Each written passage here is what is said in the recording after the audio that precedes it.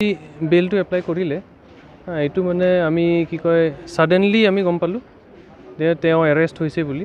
তেতিয়া আমি মানে আছিলোঁ, সেইকাৰণে আমি মানে অৰেল ছাবমিশ্যন এটা দিলোঁ।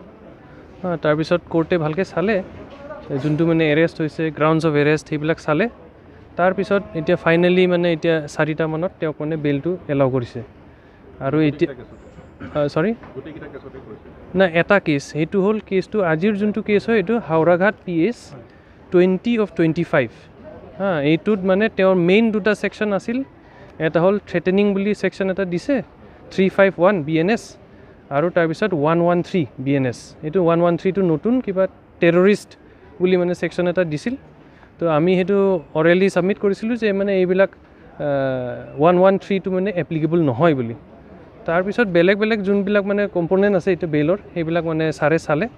তাৰপিছত বেইলটো এলাউ কৰিছে। এতিয়া বেইল বণ্ডৰ কামটো চলি আছে, কিন্তু এতিয়া হ'ব নে নাই এইটো গম পোৱা নাই। কিন্তু মানে তেওঁক কি কয় জুডিচিয়েল কাষ্টডিলৈ লৈ গৈছে, বিকজ অলৰেডি লেট হৈ গ'ল।